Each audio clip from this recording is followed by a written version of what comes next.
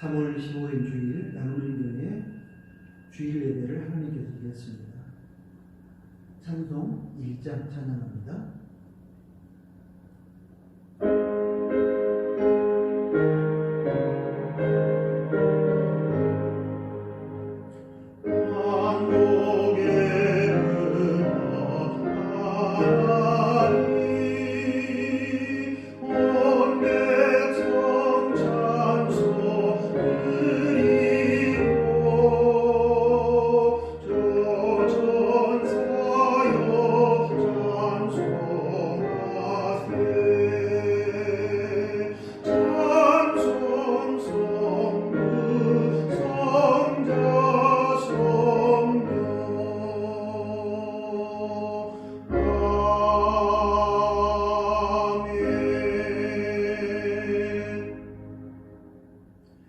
사도신경으로 신앙 고백 드립니다. 전능하사 천지를 만드신 하나님 아버지를 내가 믿사오며 그 외아들 우리 주 예수 그리스도를 믿사오니 이는 성령으로 잉태하사 동정녀 마리아에게 나시고 본디오 빌라도에게 고난을 받으사 십자가에 못 박혀 죽으시고 장사한 지 사흘 만에 죽은 자 가운데서 다시 살아나시며 하늘에 오르사 전능하신 하나님 우편에 앉아 계시다가 저리로서 산자와 죽은 자를 심판하러 오시리라. 성령을 믿사오며 거룩한 공예와 성도가 서로 교통하는 것과 죄를 사하여 주시는 것과 몸이 다시 사는 것과 영원히 사는 것을 믿사옵나이다. 아멘. 예배를 위해서 기도하겠습니다. 사랑하는 하나님, 오늘 저희들에게 주일 허락하시고 예배를 통하여 하나님의 영광을 돌리게 하신 것을 감사합니다. 저희가 비록 교회당에 모여서 함께 예배하지 못하지만 흩어져 들어간 가정에서 가족끼리 함께 모여 하나님을 찬양하고 예배할 수 있도록 해주신 것을 감사합니다. 우리가 이번 기회에 어떤 조건과 상황과 상관없이 예배해야 된다는 사실과 어디서든 우리는 예배할 수 있다는 사실을 아버지 하나님 우리가 확신하고 어디서든지 성령과 진리로 예배하는 사람들이 되기를 원합니다. 특별히 코로나19의 어려운 현실을 접하면서 우리 인류가 생태계를 파괴했던 죄, 창조 질서를 깨뜨렸던 죄, 하나님 허락하신 아름다운 자연과 환경을 훼손했던 죄악을 회개하오니 용서하시고 코로나19의 어려운 상황을 통하여 우리가 하나님 앞에 올바른 관계를 회복하며 하나님이 허락하신 자연에 대한 책임을 통감하며 하나님이 우리들이 허락하신 이웃들과의 사랑을 회복하는 귀한 기회가 되게 하여 주옵소서. 악한 이단 신천지 괴계와 거짓이 온천하에 드러나게 하신 것을 감사드리고 사랑하는 성도들이 이단 사이비에 속아 넘어가지 않도록 분별력을 갖추게 하시며 특별히 신천지에 미혹되어 그들에게 소속되어 있는 사랑하는 신도들을 기억하시고 그들이 정상적인 신앙의 자리와 삶의 자리로 돌아올 수 있도록 주님 인도해 주시기를 원합니다. 오늘 예배의 모든 순서와 특별히 말씀을 통하여 하나님을 만나는 저희가 되게 하여 주시고 하나님의 영광을 받으시며 우리들에게는 풍성한 은혜의 시간이 되게 하시고 하나님과의 만남을 통하여 우리들이 은혜 받고 새로운 결단의 세계로 나아갈 수 있도록 주님이 도와주시기를 원합니다. 특별히 우리 나오미 어르신들과 만성질병으로 고생하시는 분들, 코로나19로 인하여 면역력이 떨어져서 어려움 겪지 않도록 하나님께서 건강을 지켜주시기를 원합니다.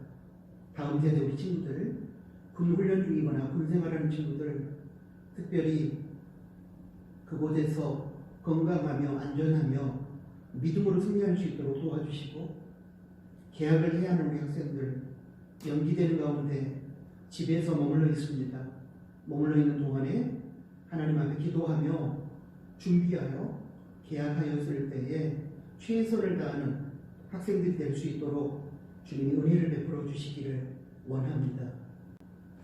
사랑하는 우리 나누리 교회 가족들, 교회에서 모여서 함께 전도생활하지 못하지만 흩어져 있는 가정의 자리에서 말씀을 묵상하고 기도함으로 경건생활을 힘쓸 수 있도록 인도하여 주옵소서.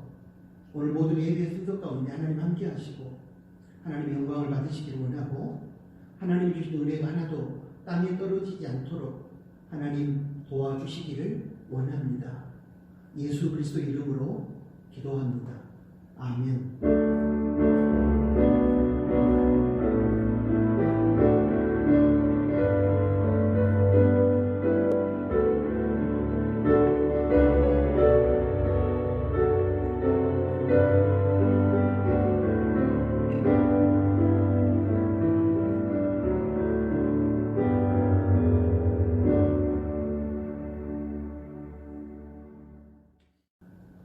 코이노니아 시간입니다. 먼저 이번 주에도 우리가 교회당에 모여서 함께 예배하지 못하고 각 가정에서 가족과 함께 온라인으로 예배드리고 있습니다. 성령과 진리로 예배하시고 예배 후에는 가족끼리 모여 천국의 식탁을 나누시기를 바랍니다. 온라인 가정 예배로 인하여 우리가 봉헌의 순서를 갖지 못하지만 원하시는 분에 한해서 교회 계좌로 헌금과 11조를 송금하시고 그 내역을 회계 집단인에게 알려주심으로 봉헌에 참여할 수 있습니다. 특별히 코로나19 특별 구제 헌금도 이와 동일한 방법으로 가능합니다. 대부분의 교회 모임과 사역이 잠정적으로 중단된 가운데 있지만 오병이어 사역은 독거 어르신들과 재가 장애인들의 생존을 위한 것이므로 계속 진행하고 있고 예전하고 다르게 변경된 방식으로 계속 사역을 이어나가고 있습니다. 기도해 주시고 이 일에 헌신하는 우리 교우들 위해서도 여러분이 기도해 주시면 고맙겠습니다. 교회당에 모여 우리가 경건생활을 하지 못하지만 각 가정에서 여러분 개인적으로 경건생활에 힘써 주시기를 부탁합니다. 우리가 약속한 대로 매일 한 장씩 성경을 읽고 묵상하고 나눔도별로 단톡방에서 나누어 주시기를 부탁합니다. 우리 로마서부터 시작해서 이번 주에는 요한복음을 읽고 있습니다. 그리고 하루 3번의 정한 기도의 시각에 회개 기도를 드림으로 우리 코로나19를 기도함으로 하나님 앞에 해결받을 수 있게 되기를 바랍니다. 교회와 예배 관련 소식은 추후 상황을 지켜보며 일주일 단위로 공지해 드리도록 하겠습니다. 3월 30일 월요일에 하강민선도 군 입대합니다. 그리고 군 복무 중에 있는 우리 다운대대 친구들도 많이 있습니다. 위하여 기도해 주시기를 부탁합니다. 이제 하나님의 말씀을 봉독하겠습니다. 열왕기하 2장 1절부터 11절까지 말씀입니다.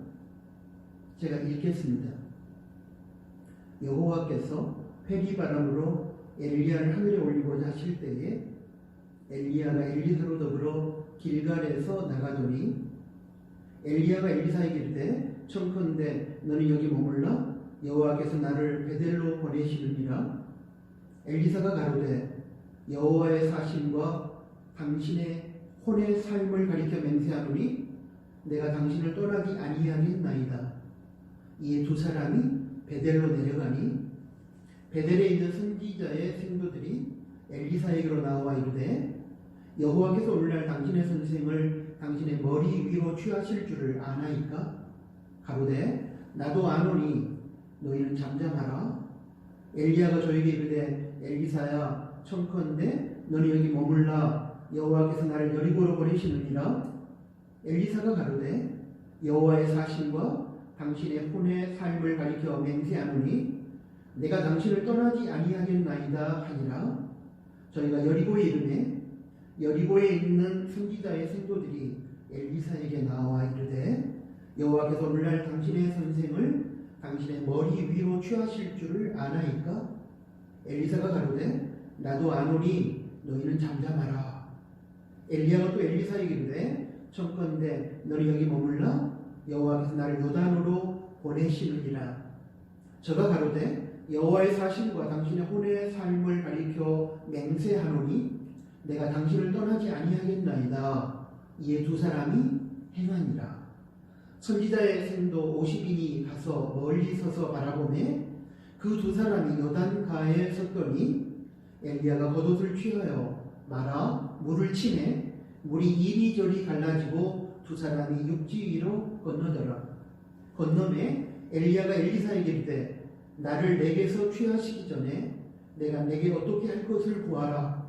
엘리사가 가로되 당신의 영광이 갑절이나 내게 있기를 구하나이다.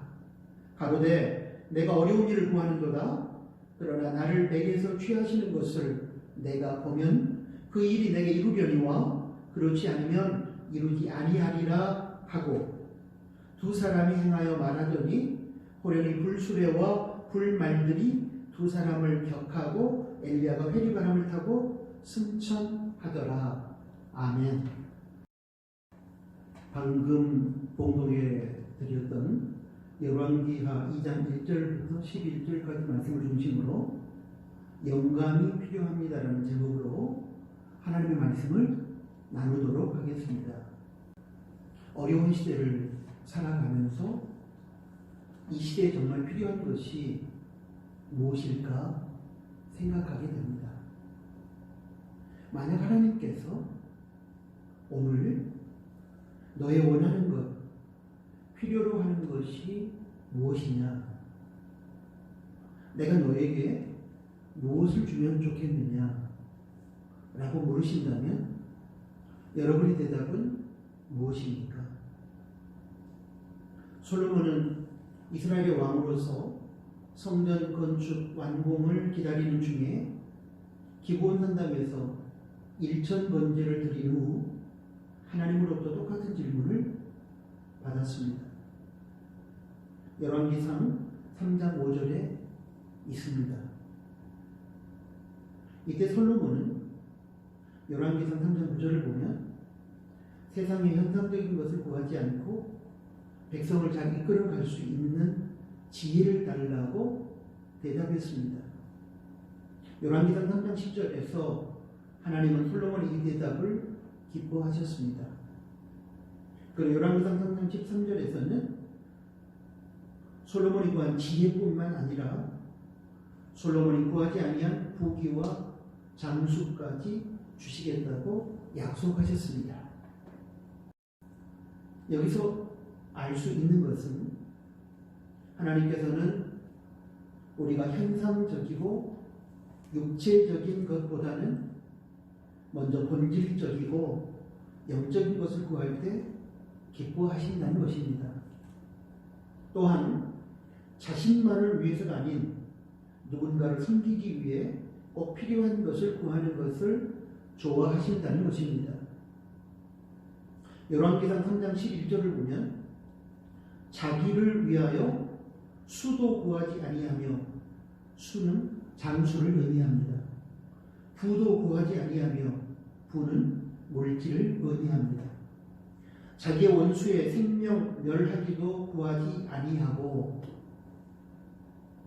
그렇게 적혀 있는 내용을 보면 하나님께서는 자신의 욕망의 충족을 위해서 드리는 기도가 아니라 타인을 위하여 드리는 기도를 좋아하신다는 것을 알 수 있습니다. 마태복음 6장 33절에서도 예수님께서는 우리가 먼저 구할 것은 세상 나라가 아닌 하나님의 나라라고 하셨고, 세상의 의가 아닌 영적인 하나님의 의라고 말씀하셨습니다. 너희를 먼저 그의 나라와 의를 구하라. 그리하면 이 모든 것을 너희에게 더하시리라. 우리는 이 모든 것으로 설명되는 세속적이고 현상적이고 외적인 복을 구하는 것을 좋아하지만, 예수님께서는 우리가 먼저 영적이고 본질적이고 내면적이고 이타적인 복을 구하기를 원하십니다.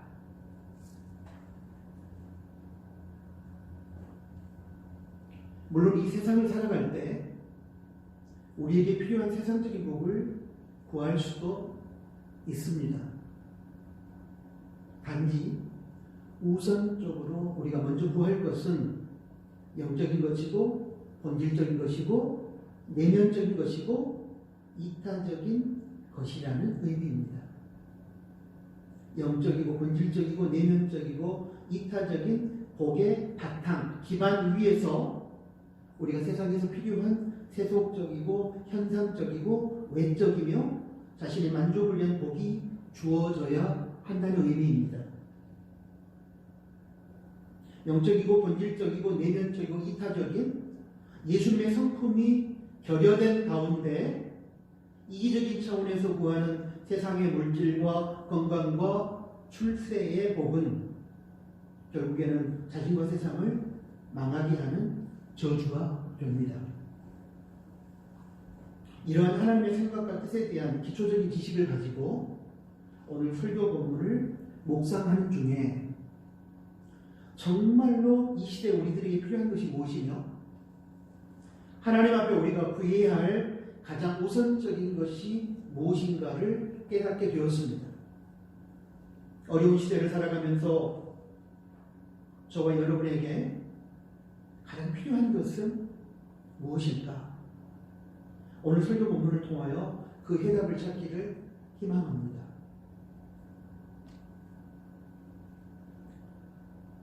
이번 겨울방학 JTBC 방송 특강 중에서 중앙대학교 동문학과 김누리 교수의 강의를 듣고 저는 개인적으로 큰 도전을 받았습니다.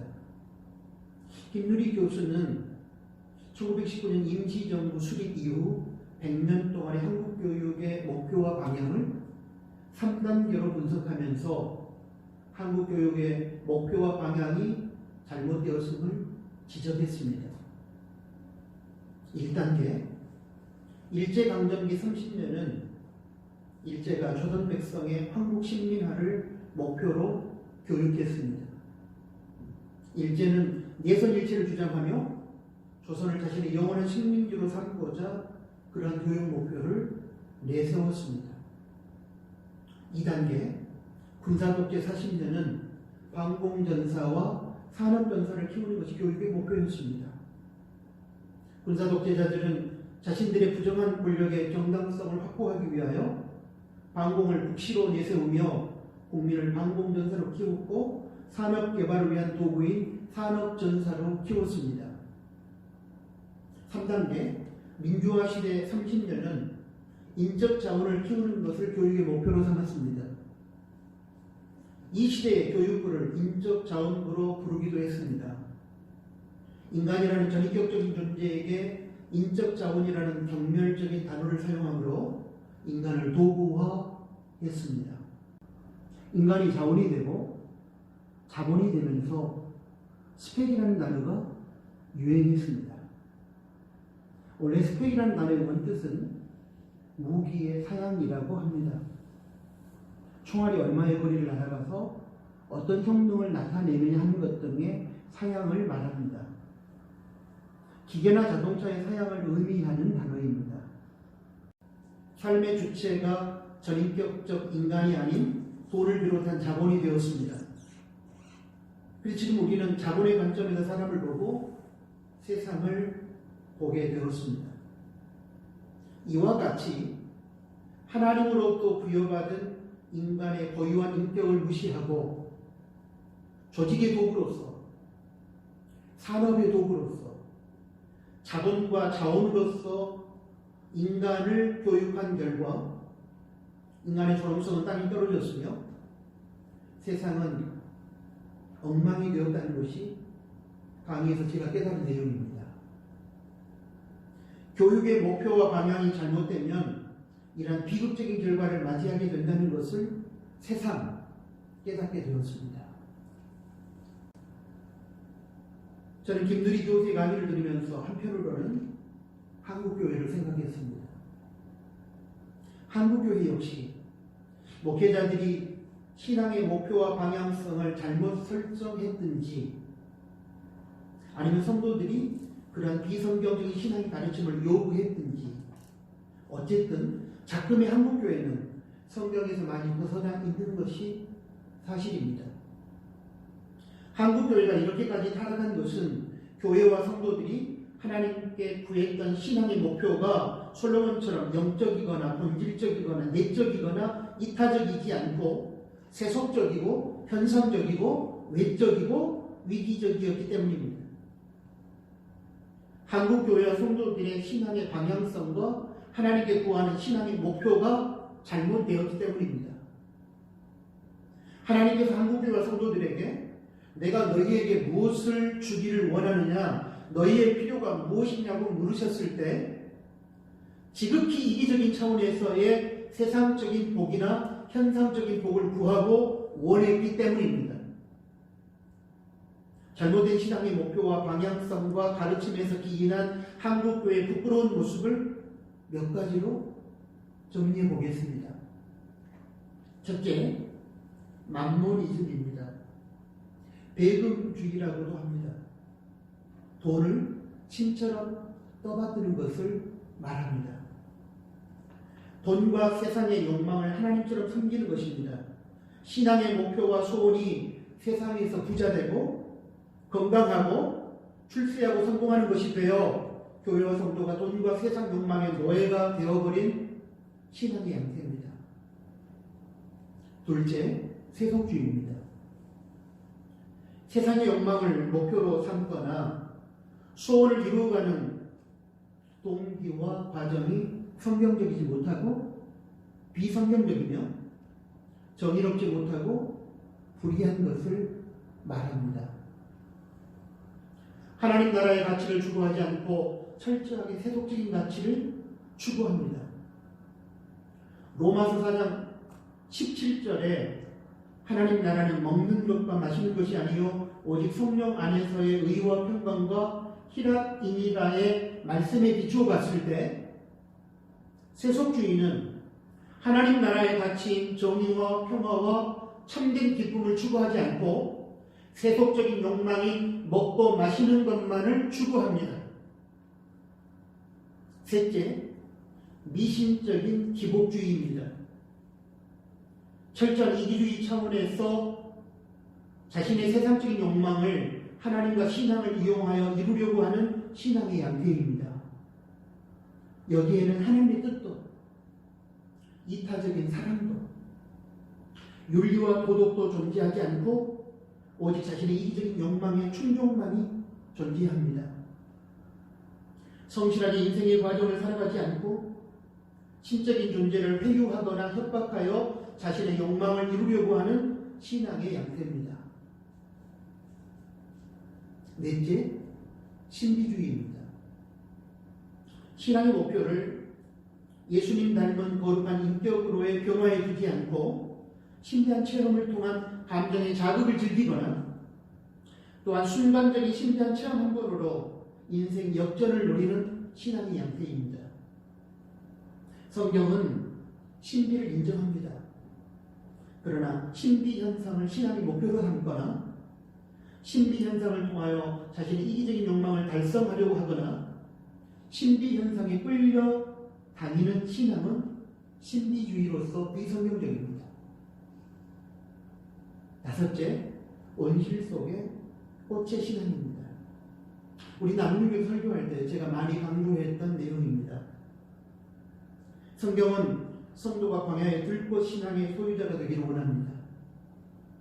인생의 고난과 스트레스 현실 속에서도 시험에 들어 낭망하며 믿음의 길에서 이탈하지 않고 믿음으로 고난의 현실과 스트레스와 싸워 이기고 나아가는 광야의 들꽃 신앙이 하나님께서 기뻐하시는 신앙입니다.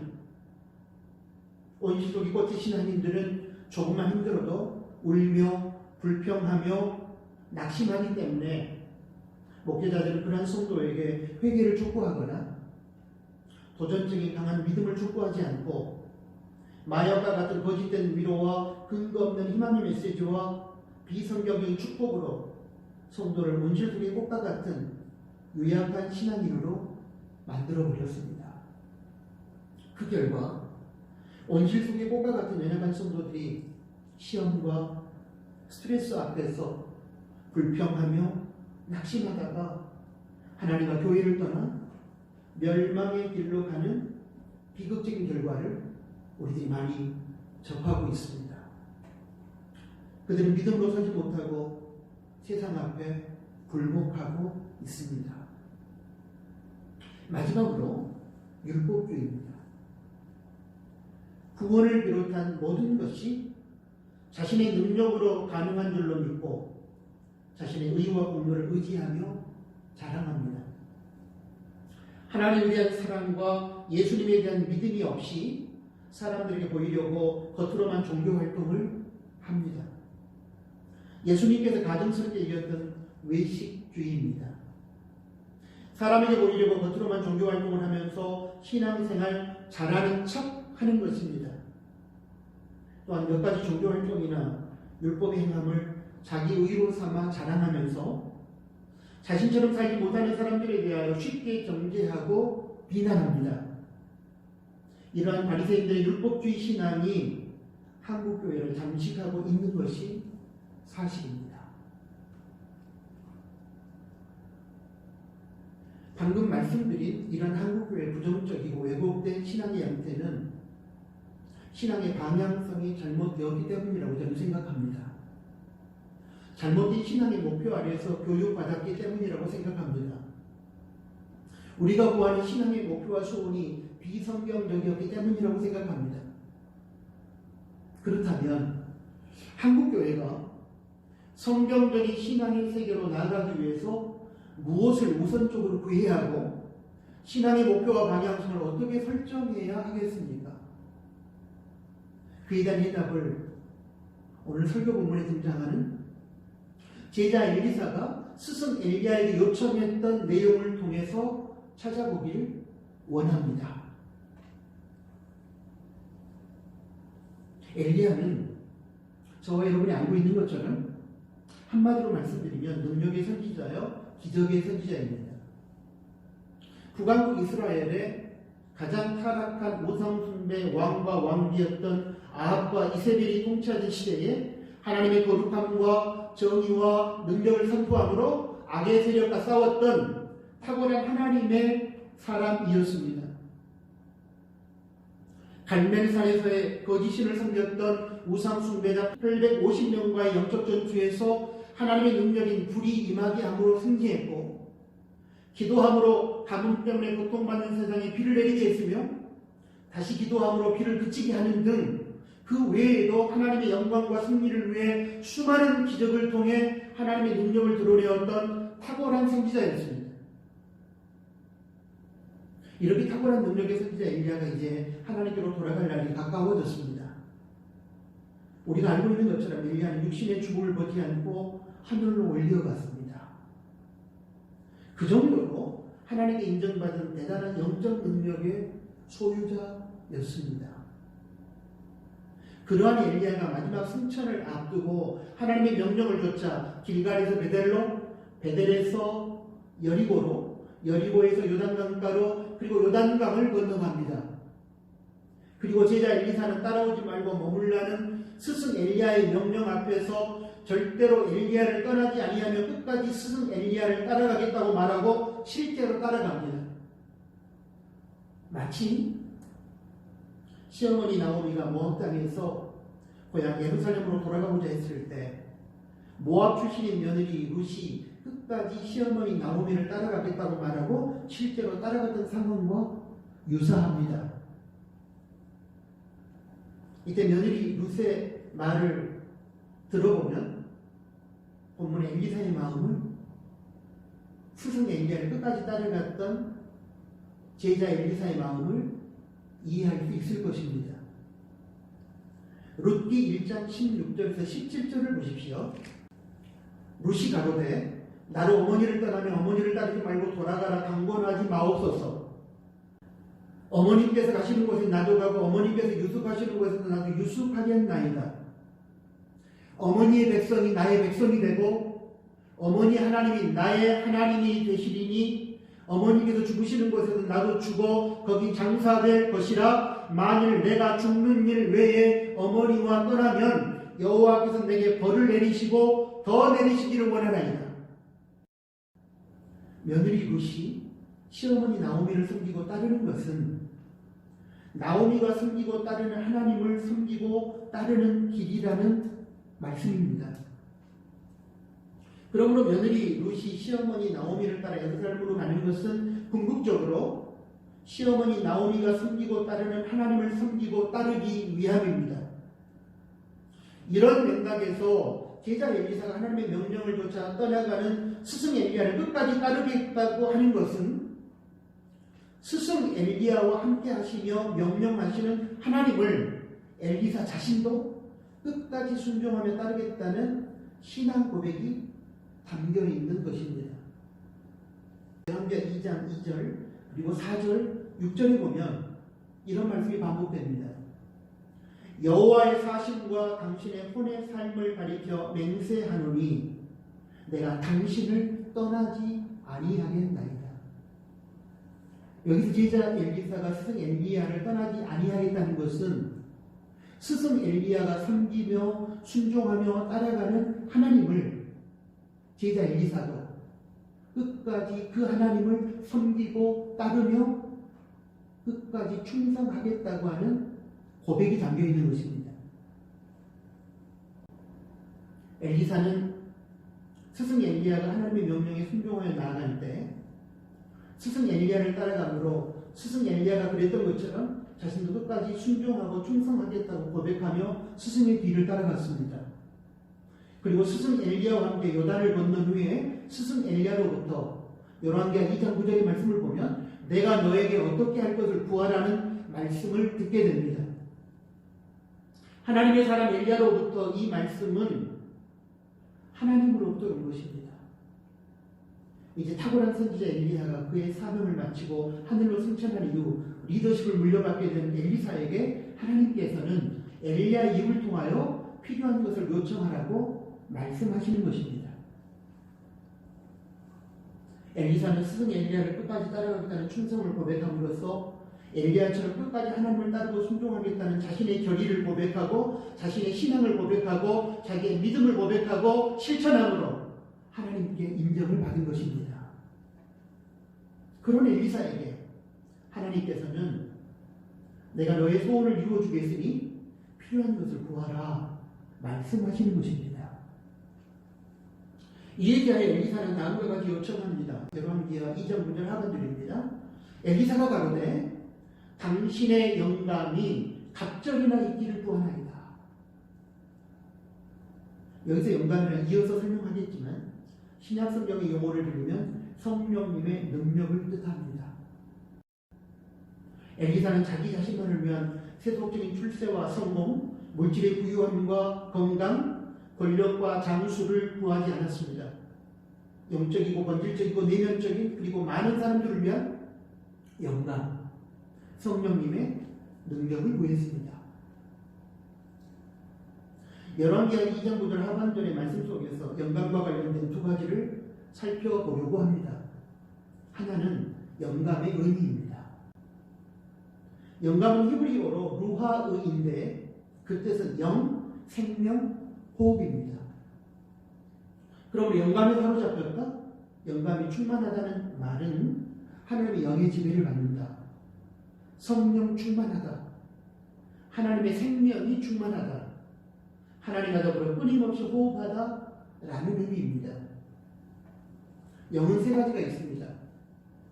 하나님의 영이 성령님이 있고 악한 사탄의 영이 있고 영적인 존재로 지음받은 인간의 영이 있습니다. 이때 하나님의 영인 성령에 사로잡히면 성령의 능력을 힘입어서 하나님께서 원하시는 생명과 살림과 사랑과 진실과 정의와 평화와 섬김의 천국 세상을 만들게 됩니다. 반대로 악한 사탄의 영에 사로잡히면 하나님께서 싫어하시는 죽음과 죽임과 미움과 거짓과 불의와 다툼과 이기주의의 지옥 세상을 만들게 됩니다. 예수님을 구세주와 주인으로 믿으면 성령 하나님께서 우리 안에 거하십니다. 내주하십니다. 그러나 성령 하나님의 내주하심에도 불구하고 성령 충만함으로 성령 하나님께서 우리 삶을 다스리지 못하고 악한 사탄의 영의 지배를 받게 되면 교회와 그리스도인이라 할지라도 생명을 살리는 사람이 아니라 생명을 죽이는 사람이 되고 분열과 다툼과 거짓과 불의를 조장하는 사람이 될 수 있습니다.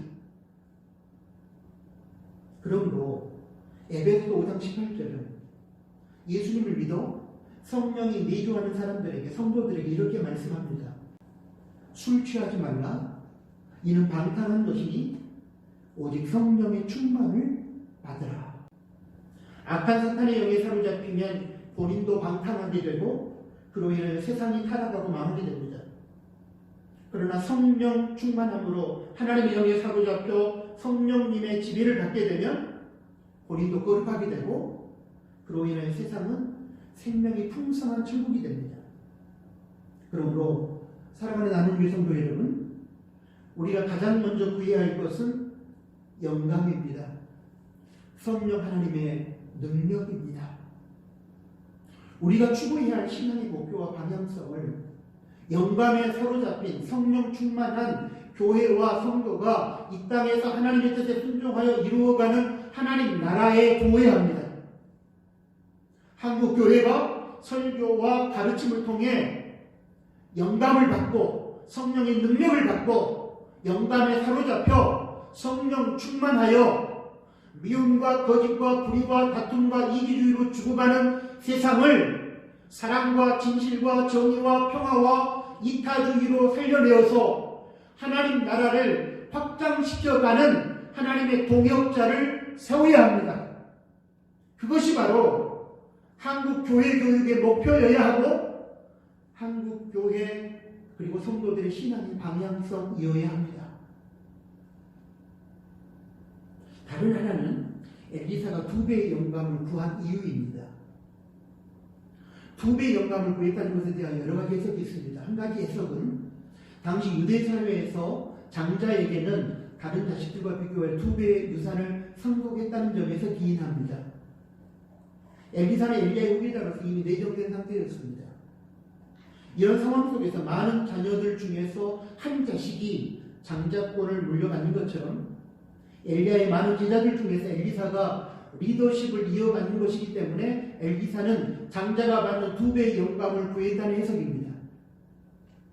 또 다른 해석은 앞으로 엘리사가 사역할 시대가 스승 엘리야가 사역했던 시대보다 더 악할 것이기 때문에 그런 세상과 싸워 이기기 위해서는 더 큰 영감이 필요했을 것이며 그래서 엘리사는 2배의 영감을 구했다는 해석입니다.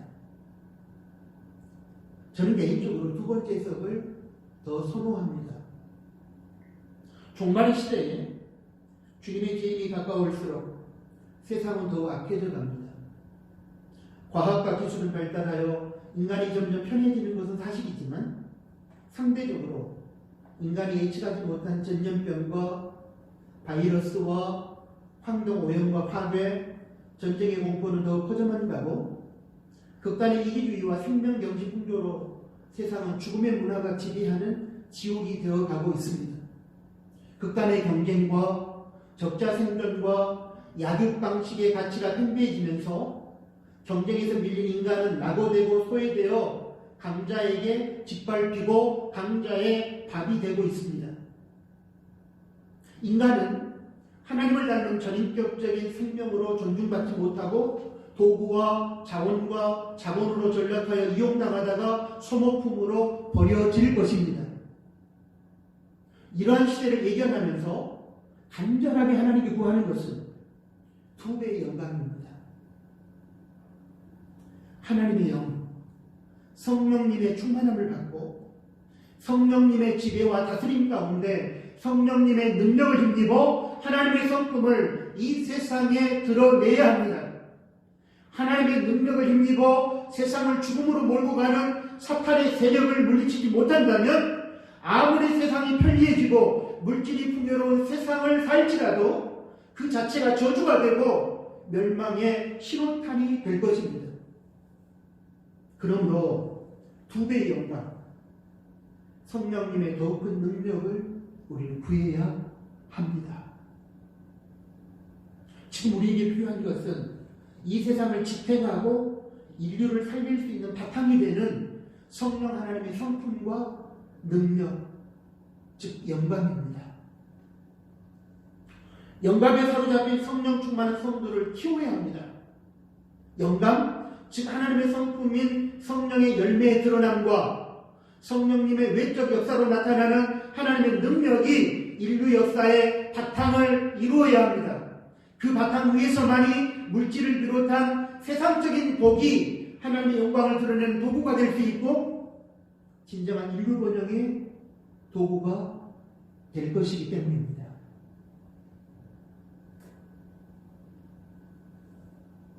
두 배의 영감을 받은 엘리사를 통하여 하나님의 놀라운 역사가 많이 일어났습니다. 영감에 사로잡히면 성령 충만을 통해 성령 하나님의 지배를 받게 되면 그 결과가 하나님의 열매로 나타나고 다른 하나는 능력으로 나타납니다. 열매는 하나님의 성품, 하나님의 인격을 말하는 것으로서 성령의 9가지 열매가 대표적입니다. 갈라디아서 5장 22절 23절 결국 하나의 열매는 사랑이지만 그 사랑의 속성이 9가지로 나타납니다. 오직 성령의 열매는 사랑과 희락과 화평과 오래 참음과 자비와 양성과 충성과 온유와 절제니 이 같은 것을 금지할 법이 없느니라. 능력이란 은사와 기적을 포함한 하나님의 다양한 방법으로 하나님의 존재와 영광을 드러내어 세상을 바꾸어가는 힘, 에너지를 말합니다. 영감에 사로잡힌 사람, 성령의 충만함을 받고 성령님의 지배를 받고 살아가는 사람을 통해서 하나님의 성품, 하나님의 인격이 드러나고 하나님의 능력이 나타납니다. 성령의 충만함으로 하나님의 인격을 드러내어 세상을 섬기며 하나님의 능력을 나타내어 악한 사탄과 세상의 가치를 이기게 하는 것이 하나님께서 교회와 성도에게 부여하신 사명입니다. 그러므로 사명을 감당하기 위해서 우리가 먼저 우선적으로 구해야 할 것은 영감입니다. 열왕기하 2장에서 우리는 영감에 사로잡힌 엘리사가 하나님의 능력을 드러내어 길이 없는 시대에 길을 만들고 악한 세상을 고치고 치유하는 두 가지 사역을 발견할 수 있습니다. 열왕기하 2장 14절에서 엘리사 선지자는 엘리야의 겉옷을 가지고 요단강 물을 갈랐습니다. 엘리야의 몸에서 떨어진 그 겉옷을 가지고 물을 치며 가로되 엘리야의 하나님 여호와는 어디 계시나이까 하고 저도 물을 치매 물이 이리저리 갈라지고 엘리사가 걷느니라. 갑절의 영광을 받은 엘리사를 통해 나타난 하나님의 능력의 역사는 엘리사를 가로막고 있었던 요단강을 갈라지게 했습니다. 이것은 하나님의 영광에 사로잡힌 자에게는 그 어떤 장애물도 장애물이 될 수 없다는 메시지입니다. 하나님의 영광은 장애물을 뛰어넘게 하는 힘이요 막힌 벽을 뚫고 나가는 힘이며 길이 없는 곳에 길을 만들어가는 능력입니다.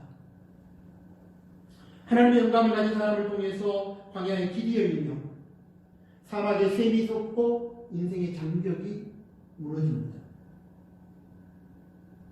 길이 없고 길이 보이지 않을 때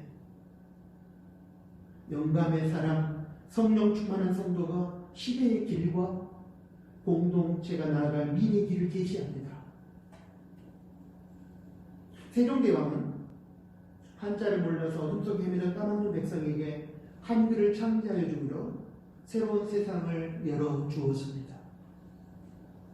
영국의 윌리엄 윌버포스 의원과 미국의 마틴 루터 킹 목사는 동물처럼 살아가던 흑인 노예들의 인권 해방을 위해 목숨을 바쳤고, 그로 인하여 갈등과 차별의 벽을 넘어 인간이 서로 존중하면서 살아가는 평화와 평등의 길을 열었습니다. 모세는 출애굽한 이스라엘 백성을 가로막고 있는 홍해 바다를 갈라서 이스라엘 백성들에게 자유의 길을 열었습니다. 여호수아는 가나안 땅으로 가는 길을 막고 있었던 요단강을 갈라 이스라엘 백성들이 가나안으로 가는 길을 열었고, 가나안 땅에 입성하여 막강 요새 여리고성을 무너뜨림으로 가나안 정복 역사의 시작을 열었습니다. 이 모든 역사가 영감의 사람들에 의해서 이루어졌습니다. 그러므로 우리가 먼저 우선적으로 구해야 할 것은 영감입니다. 지금 우리에게 가장 먼저 필요한 것이 바로 이 영감입니다. 열왕기하 2장 21절, 22절을 보시면 엘리사가 영감에 사로잡혀 행한 두 번째 능력이 나타납니다. 여리고성의 식물과 사람이 먹을 수 없는 죽은 물에 소금을 넣어 생명의 물로 되살려냅니다. 엘리사가 물그릇으로 나아가서 소금을 그 가운데 던지며 가로되 여호와의 말씀이 내가 이 물을 고쳤으니 이로조차 다시는 죽음이나 토산이 있지 못하고 떨어짐이 없을지니라 하셨느니라 하니, 그 물이 엘리사의 말과 같이 고쳐져서 오늘날에 이르렀더라. 오늘날까지도 존재하는 오랜 역사의 도시 여리고는 언제부터인가 환경이 오염되어 땅이 황폐해지고 물이 나빠졌습니다. 그 결과 사람과 식물이 살 수 없는 죽음의 땅이 되고 말았습니다. 그때 영감에 사로잡힌 한 사람 엘리사에 의해 죽은 물이 살아났으며 황폐하게 땅이 회복되었습니다. 물에 집어넣은 소금 자체가 능력이 있어서가 아닙니다. 하나님의 영감에 사로잡힌 엘리사를 통해서 나타난 하나님의 능력이 물을 고치고 땅을 회복시켜 그 땅에서 살아가는 사람을 살려낸 것입니다.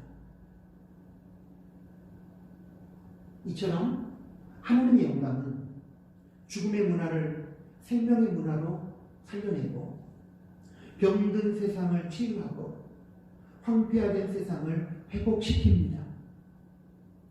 그래서 우리 하나님 여호와는 여호와 라파, 치유하시는 하나님이라 그렇게 성경은 적고 있습니다. 영감을 받고 영감에 사로잡힌 성령 충만한 교회와 성도는 이 시대의 죽음의 세력을 몰아내고 썩은 세상을 고치고 병든 사회를 치유할 수 있습니다. 그러므로 이 땅의 교회와 성도인 우리가 하나님께 가장 먼저 구할 것은 두말할 필요도 없이 영감입니다. 우리가 가장 먼저 필요로 하는 것은 바로 이 영감입니다. 사랑하는 나눔 교회 성도 여러분, 지금 세상 속에 살아가는 사람을 비롯한 피조물들이 죽어가고 있습니다. 사회는 병들었습니다. 길은 보이지 않고 어둡습니다. 인생의 장벽은 우리의 미래를 가로막고 우리를 절망으로 끌고 가고 있습니다. 돈도, 권세도, 건강도, 지식도, 과학도, 기술도 필요하지만 그 무엇보다도 세상을 근본적으로 변화시키며 치유하며 뚫고 나감으로 길을 열고 생명을 살려내는 영감이 필요합니다. 갑절의 영감이 필요합니다. 사랑하는 나눔교회 성도 여러분, 지금 저와 여러분 무엇을 구하고 있는 것입니까? 우리가 구해야 될 것은 무엇이겠습니까? 기도하겠습니다. 하나님 아버지, 오늘 제자 엘리사가 스승 엘리야에게 갑절의 영감을 요청했던 말씀을 통하여 오늘 이 시대에 우리에게 진정 필요한 것이 무엇인가를 가르쳐 주셔서 감사합니다. 우리가 이 세상을 살아갈 때 돈도 필요하고 권력도 필요하고 건강도 필요하고 그 외 세상적인 것도 필요하지만 이 모든 것들 이전에 먼저 하나님의 능력, 성령의 능력, 이 영감이 먼저 있어야 된다는 것을 가르쳐 주시고 이 영감의 바탕 위에서 모든 것이 주어져야만 인류가 번영의 길로 진짜 하나님이 원하는 세상이 될 수 있다는 것을 깨닫게 해주셔서 감사합니다. 종말의 시대에 갈수록 세상은 어려워지는데 성령의 능력을 힘입어 성령에 사로잡힌 성령 충만한 영감 있는 사람들이 보이지 않습니다. 하나님이 남은 교회가 우리 남은 교회 성도들이 하나님 앞에 이 영감을 갑절의 영감을 구하게 하시고 이 영감 성령의 능력 성령의 충만에 사로잡혀 하나님 죽음의 문화를 생명의 문화로 타락한 세상을 하나님의 거룩한 나라로 회복시켜 나가는 그런 우리가 되도록 하나님 오늘 저희들을 붙잡아 주옵소서. 예수 그리스도 이름으로 기도합니다. 아멘. 173장입니다. 오늘 하나님께 우리에게 주신 말씀의 의미를 생각하면서 파송의 찬양을 하나님께 올려드리도록 하겠습니다. 173장 1절과 4절 찬양하겠습니다.